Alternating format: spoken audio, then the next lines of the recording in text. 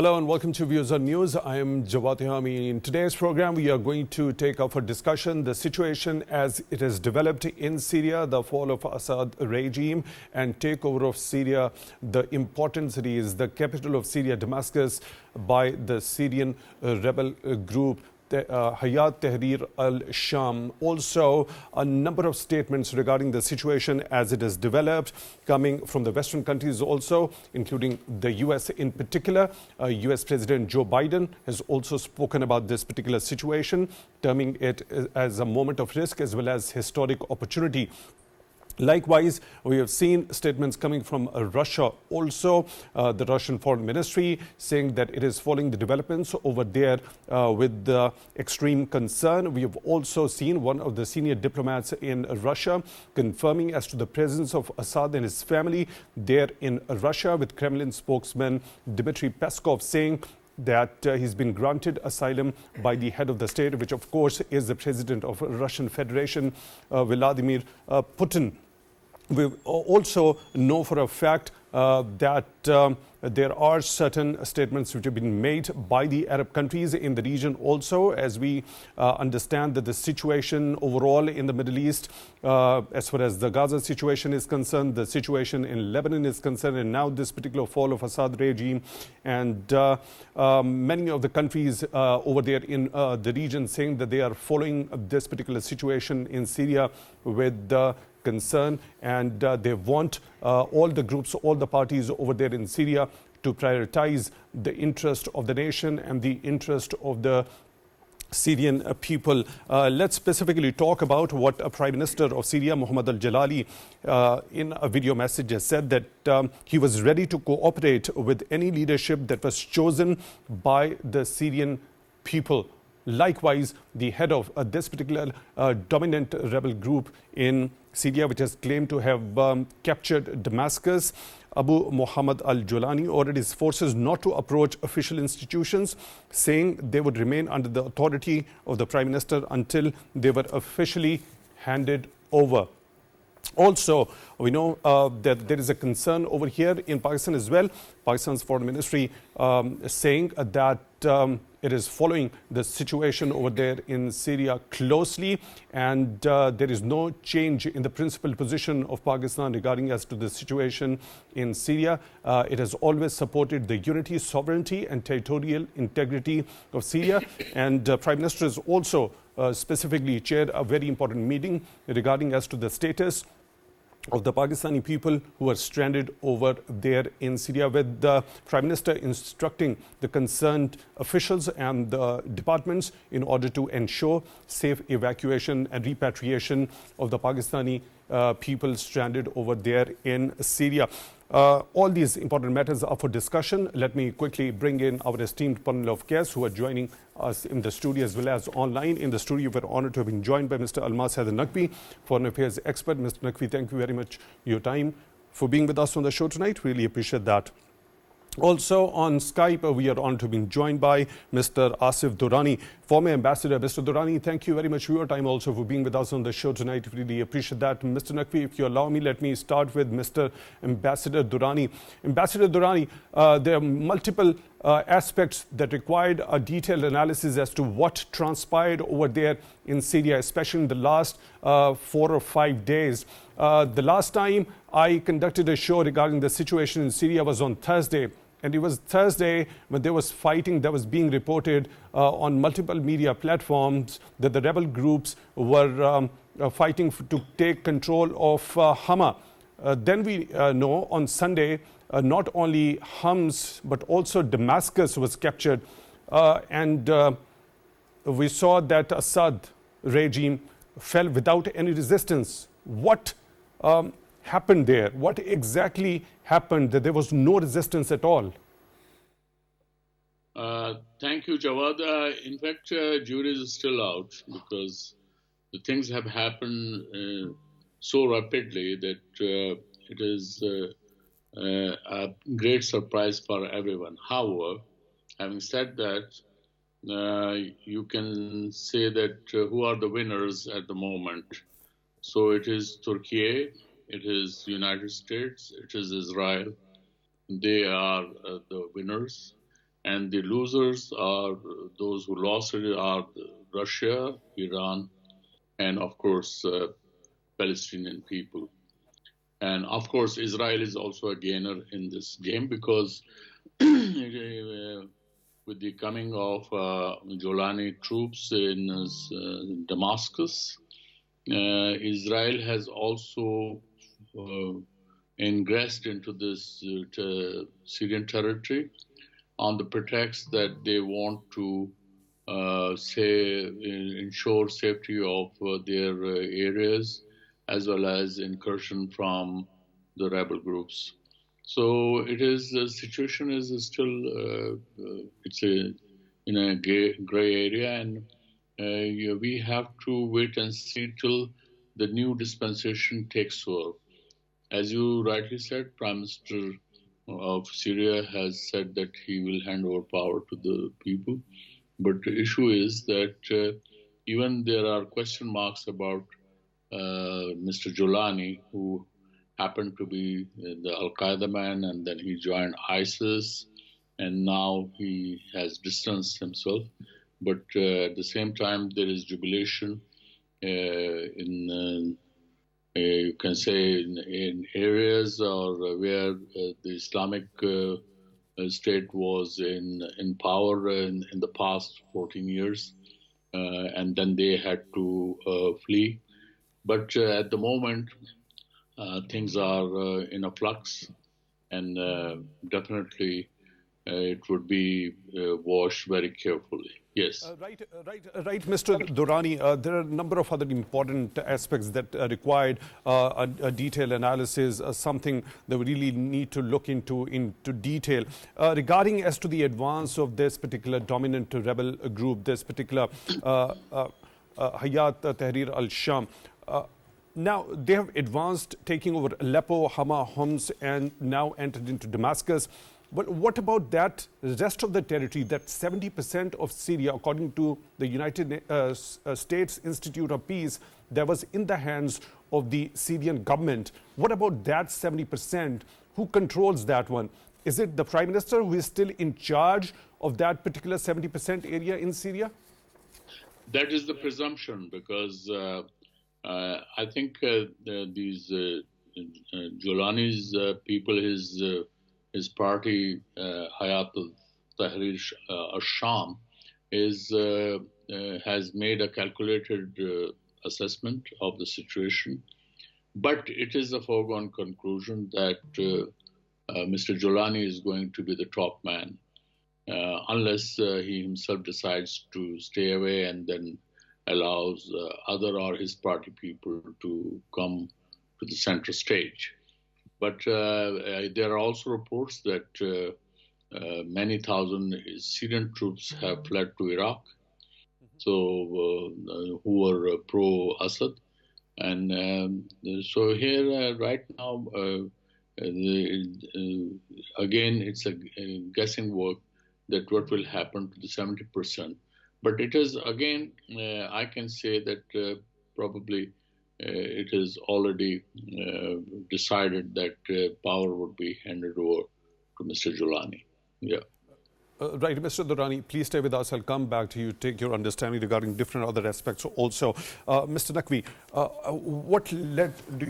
what factors do you think led to this rapid advance of the rebels? And within a few days, they're taking over the major cities over there and entering into the capital without any sort of resistance. Why no resistance at all?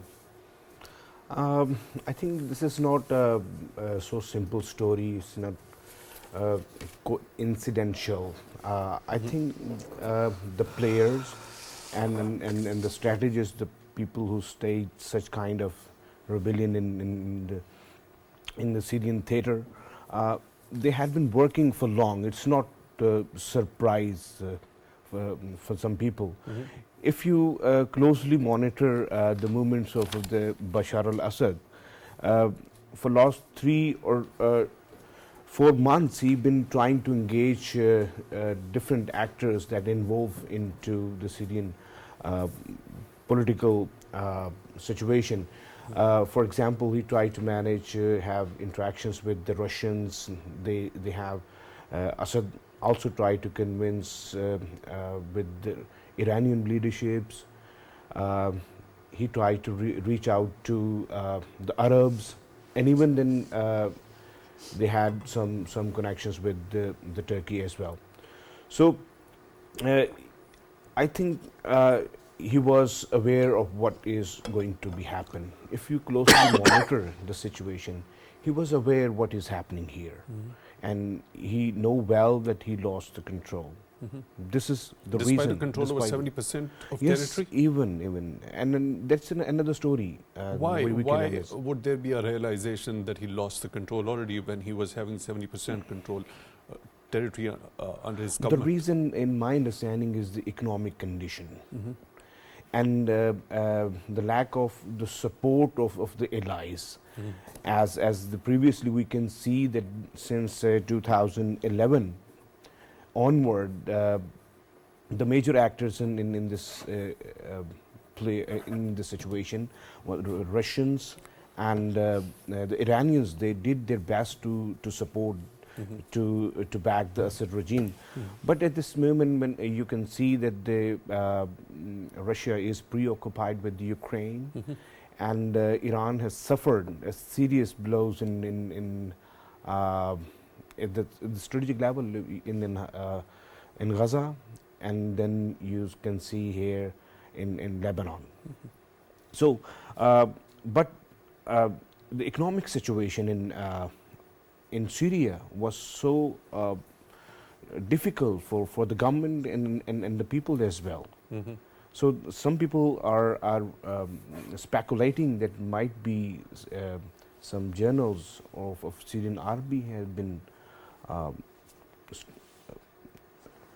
brought by some external actors. So this is the reason. So so quickly such kind of events unfolds. Okay, we are honored to be joined by another participant in the studio, Dr. Munawar Hussain, foreign affairs expert. Dr. Hussain, thank you very much for your time, for being with us on the show tonight. We really appreciate that. What's your understanding? Do you have the same understanding as Mr. Naqvi has talked about, that the lack of support of allies, especially Iran and Russia, towards the Syrian regime of President Bashar al-Assad, and also economic crises people have been facing? Are there any other factors which were at play that actually led the rebels to advance so rapidly without any resistance, within a few days taking over the major cities, including the capital? Always there is conflation of causes. We cannot understand this phenomena, which is in fact a shock for the whole world, especially for the people of Asia and global South. We can understand this phenomena by understanding the situation at three levels: at domestic level, at regional geopolitics level, and at systemic level. As far as the state level of analysis is concerned, I would say because of dictatorial regime and because of lack of institutions, when you don't have institutionalization in your decision making, you cannot address the grievances of the people, number one. Number two, Syrian army was very strong, and it was a time when Syrian army was deployed in Lebanon, and after the assassination of Rafiq Hariri, it was called back, and then there was a civil war in Syria, and 15 years that war remained in Syria, that crippled Syrian economy. 86% people, they can't afford food. More than 90% the people, they are in debt. Out of them 80% they can't return their debt back. So this is what their economic situation, and at this moment I think 64 to 65% people of Syrian population, they are living below the poverty line, and their military strength exhausted, and there is a polarization in Syrian society: the Kurds, the Shiites, the Alawites, the Sunnis. So there is a complete division in Syrian society, and when you lose this domestic cohesion, you lose your power.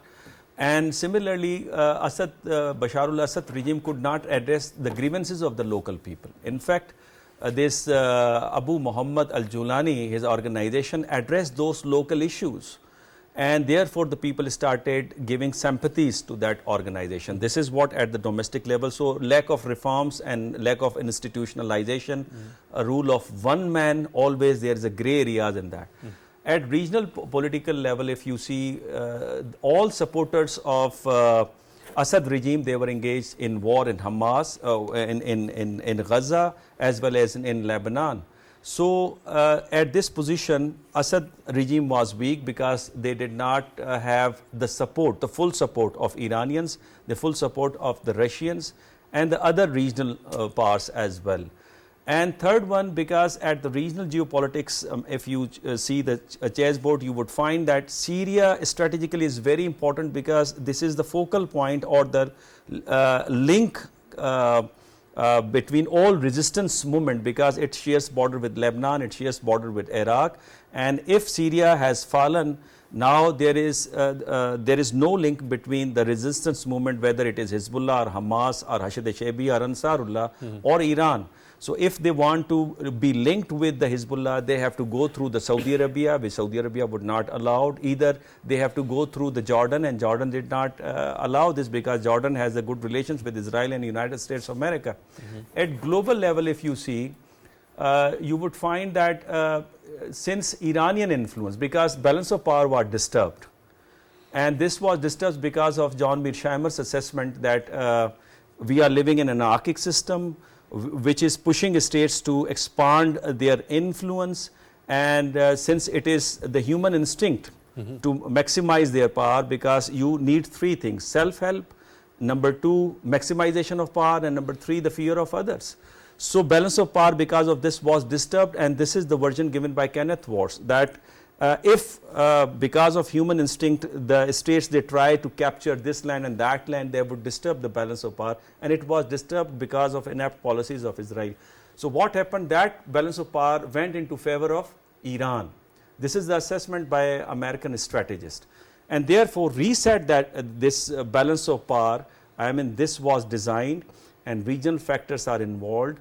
Because Joe Biden in September 2024, he gave an address in Harvard University Kennedy Kennedy School of Government, and he said there that some regional powers, he took the name of those regional countries and actors who are with America, they want to dislodge Assad. And frankly speaking, now the statement is coming from the Iranian government that they were ready to help the Assad in that, but Assad, the regime, was not ready to take the help, and they were convinced, Assad was convinced to give up the power, and therefore not a single bullet was fired by the Syrian army. Only Russians they resisted. So it would have a profound impact on the region. If you would ask me a question, we will go on definitely. that. Let me bring in once again Mr. Durrani. Mr. Durrani, since 2020, there was a Russian and Turkey brokered ceasefire, and that is largely this particular civil war, the situation over there was largely static. So what happened all of a sudden that the rebels advanced, breaking that particular ceasefire that largely held for 4 years since 2020? I think it's the major supporters of Bashar al-Assad, i.e. Russia and Iran, got weakened.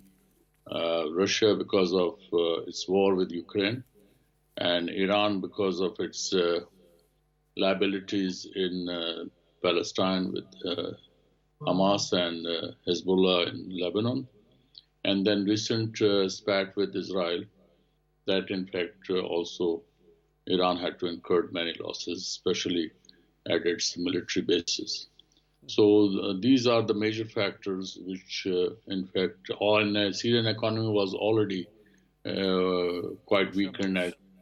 So here, I think these factors came together, and then it also gave opportunity to this Hayat al-Tahrir and Tahrir al-Sham and other groups to group together and then coordinate their strategies and then launch attack. And again, Turkey was already, it had created buffer zones along its borders, somewhere 25 kilometers. In some cases, it's more than 50 kilometers. And then that has also been a contributing factor. And Turkey had also been quite influential as far as other rebel groups were concerned, not the ones linked with Al-Qaeda or Islamic State, but of course other nationalist Syrian groups.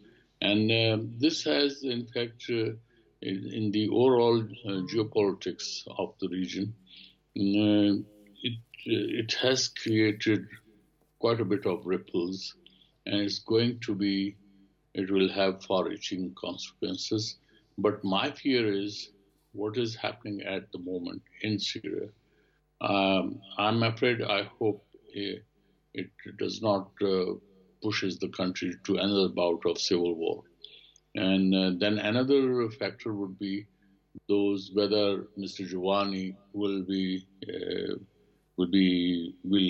gain the legitimacy at the regional and international level. That is yet to be seen. Yes. Right. Mr. Durrani, how do you look at this statement by President Joe Biden? There is also a moment of risk and uncertainty as we all turn to the question of what comes next. The United States will work with our partners and stakeholders in Syria to help them seize an opportunity to manage the risks. So you've also talked about there could be a possibility that the situation is quite uncertain at the moment, and you are also hoping that it might not get into more of a chaotic situation. But at the same time, given this particular statement by Joe Biden, there is a confirmation by the CENTCOM chief that 75 targets of IS have been targeted by America after this fall of Assad regime. How do you look at that? Well, definitely each side which had an interest in Syria, and United States included, they may have selected their targets in order to strengthen their position. I'm sure Turkey would also take the same route, and the United States has done it. And since there is no way to counter the United States or Turkey as far as other rebels are concerned, and then the Syrian side, Assad Bashar is no more there. So it is it's a situation which is favorable to the United States and to Turkey. But at the same time, it can go haywire. This is my fear, that those militants on the ground, militia on the ground, which are at the moment, they are winners, how they behave, that would in fact set the tone for the future dispensation in the country. Yes. Right. Mr. Durrani, a couple of days back, just 4 or 5 days back, there was a joint statement on the part of the US, the UK, France and Germany. They had urged all the parties over there to go for a Syrian-led political solution of this particular crisis. Now, that is exactly the wording in the resolution of United Nations Security Council 2254, where it talks about the sustainable solution. It should be Syrian-led political process. How could that be done? What are the chances? What is required for that when we talk about the inclusive Syrian-led political process to resolve this particular crisis? These are the ideal words, but realpolitik is different. And I think the groups on the ground, they would be very much interested to gain more turf and then call the shots. So here, I'm afraid there's a likelihood of hijacking of the change. So who is going to be the winner is yet to be seen. Yes. Right. Mr. Naqvi, how do you look at this particular wording? There was an earlier joint statement on the part of the US, the UK, France and Germany calling for a Syrian-led political solution of this particular crisis. That is exactly the wording in that particular resolution of the United Nations Security Council 2254. How do you think that is doable, an inclusive Syrian-led political process to overcome this particular crisis, as well as also to alleviate the suffering of the people since 2011, what they have endured? I agree with Ambassador Durrani that it's in a hypothetical and idealistic situation, and utopian idea. Because on the ground, the players are at fight. And it's in a real situation. Nobody will be ready to give or extend space for no reason. So every stakeholders at this moment, if we look at this, the actors are at play. The winner party is Hayat al-Hasham, Tahrir al-Sham. This is the leading rebellion party. Is then Jabr al-Nusra, Free Syrian Army, this democratic force, and then IS also is a major player, and the Kurdish fighters. So who take what? This is all about. That is exactly the question, because now, since that very rapid advance, they're taking over Aleppo quickly, taking over Hama, Homs, and Damascus quickly. Now, it has essentially made Syria a landlocked country, breaking its connection from the seas, right? Am I correct on that? I think it has seas with the Mediterranean Sea. Yeah, through Damascus, Homs, and that is exactly the belt they have actually captured. The rebels. Yes. And what about the 70% rest of the area that was under the government control? I think the majority population reside in that region, so that region is important. So, since you but you just talked about the Kurdish, the rebels, and the number of other groups, Islamic State as well. Now, my question is, what about that 70% area that was under government control? How that particular 70% area is going to be looked at, and which groups do you think have that very strength to go and quickly have a control over that particular area? It's too early to make a judgment. It's in a still unfolding event. We shouldn't be judgmental at this moment, because the next weeks and months are very important. Might be there will be a process of negotiation and dialogue at the political level. This is highly unlikely at this moment, because I believe that's because the internal actors are involved in this situation.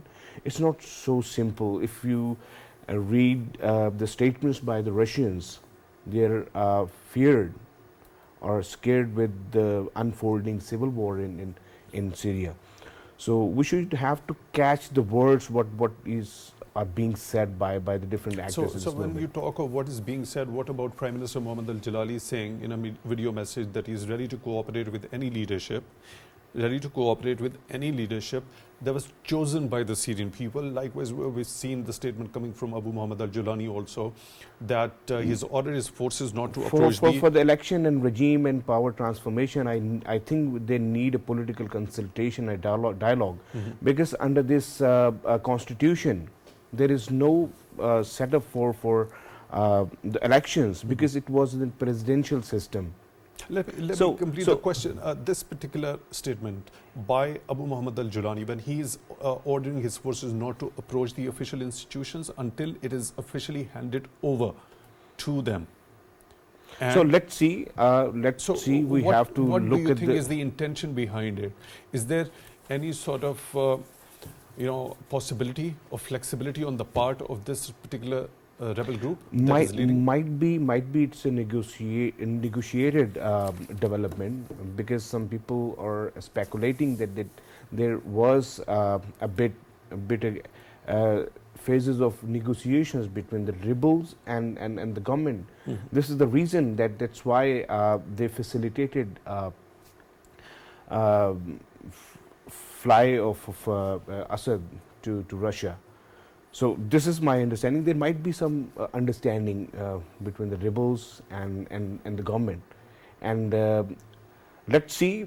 It's still unpredictable what.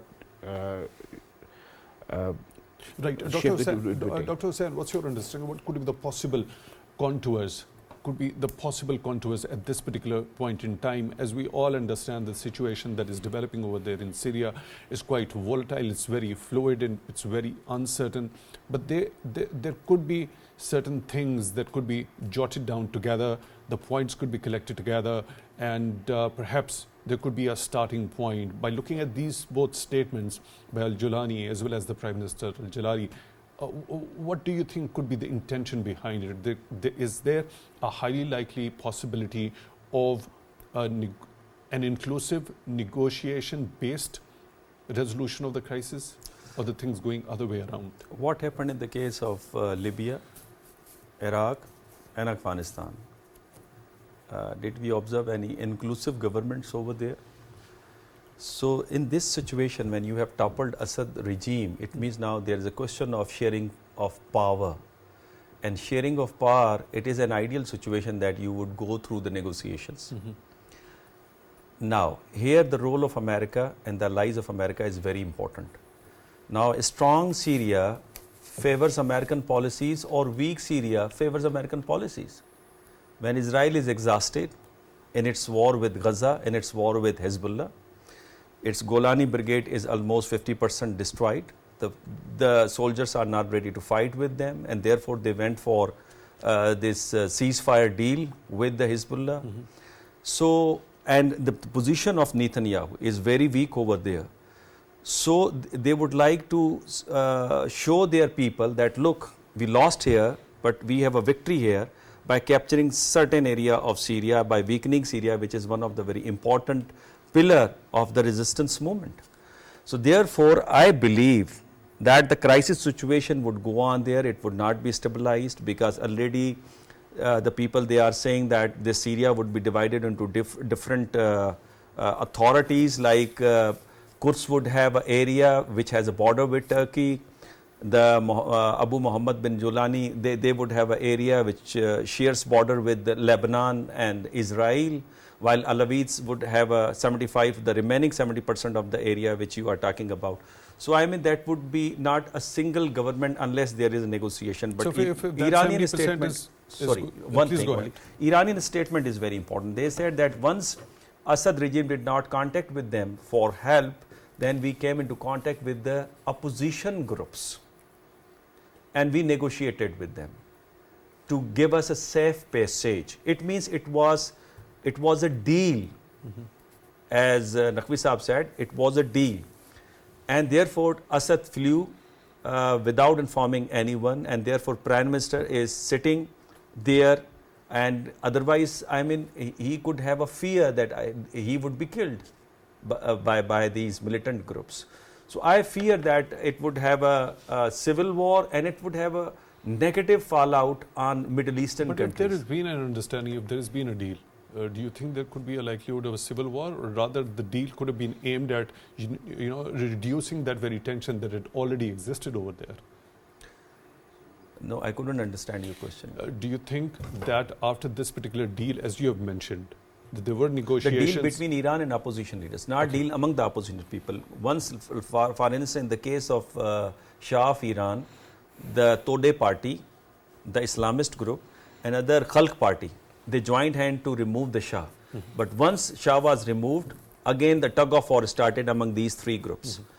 Similarly, we observed this similar phenomena in the case of Afghanistan, where Northern Alliance and Taliban, the Pashtuns, they fought with each other.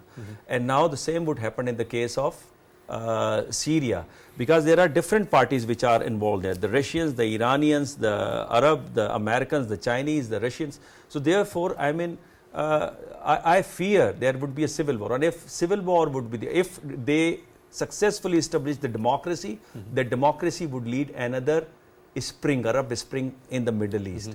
And if it remains destabilized, it means that would favor Israel, and Israel would I understand go your this. point. A very detailed analysis regarding as to what the domestic situation could be post this particular fall of Assad regime.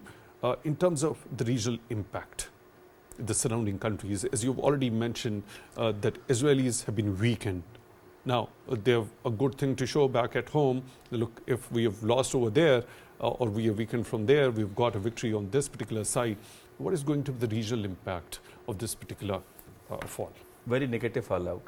I mean, it would disturb the region, its stability, its economy, and especially the reforms which some of the Arab countries, they are trying to bring in their countries, like Mohammed bin Salman is trying to bring reforms in his country. It would have a negative fallout because this region would not be stable anymore, number one. Number two, Israel was behind it because Abu Muhammad Jilani was interviewed by Israeli media, and he said that we can have a good relations with all countries including Israel except 4 parties which are our enemy: Assad, Hezbollah, Hamas and Iran. And he said we are thankful to Israelis that they help us by attacking Hezbollah, by Hamas, a Syrian regime, because during this Hezbollah-Hamas war, Israel attacked Syria 300 times. 300 times. And now their 210 and 474 brigades, they are working on the buffer zone and they are controlling it.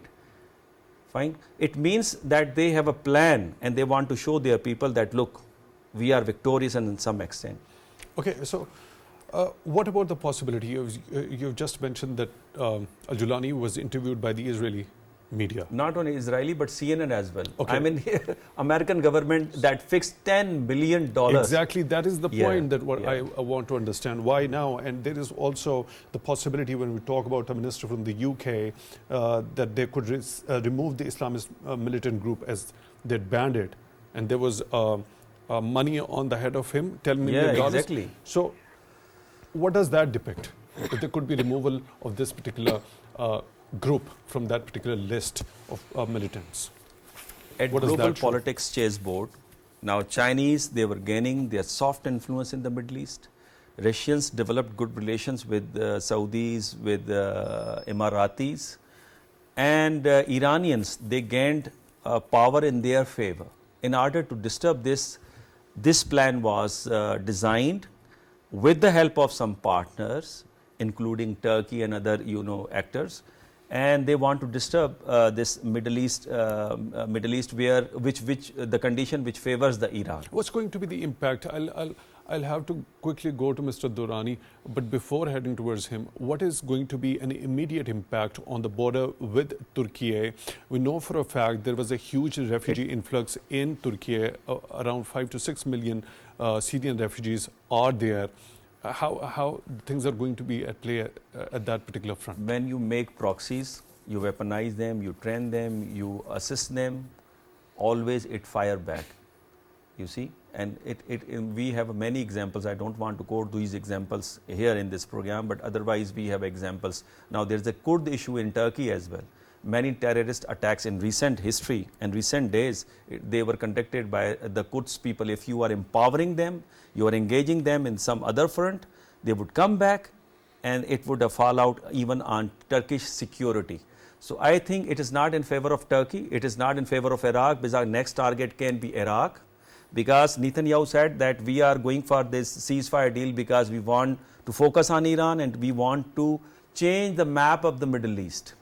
So I think it is the beginning, and therefore I am predicting either it may be a second Arab Spring, or it may have a negative fallout, destabilize further the Middle Eastern countries. Right. Mr. Durrani, what's your understanding? What is going to be the immediate impact as far as the border with Turkey is concerned, especially on the condition of the refugees that are already there on the Turkish side of the... Well, Turkey is quite upbeat as far as refugees are concerned, and they hope that they'll return. And if you look at the Lebanese side, already thousands of refugees have been returning home. So it depends that from where and geographically those refugees, they migrated to which country, and what was the security situation from where they migrated, and then whether there's peace if they return back to their homes. So having said that, let me also say that the Arab Spring never stopped. It may have had lull period, but I think the ball has been set rolling since American invasion of Iraq in 2003 and onwards. When you look at, so you have a trail of changes taking place in Tunisia, in Egypt, in Libya, and then you find in Syria, and then I think, so there are other Arab states cannot remain immune, especially if there is no democracy there. Even if those countries which have autocracies, they have brought in certain representation value to their people, which keep them in good humor. But here, I think one man's rule, as one of the British diplomats told to BBC yesterday, that here in the Assad's case, it was like Godfather or Sopranos, that they were ruling, and one man was the law. So unfortunately, this is the hallmark of in most of the Islamic countries. And I'm afraid, in this day and age where you have the social media onslaught, curbing dissent or curbing the voices of the people, or for that matter, curbing due rights or not giving due rights to the people, I think it is going to blow back, and it will have negative impact. I understand So your at this point. Well, unfortunately, we are short of time, Mr. Durrani.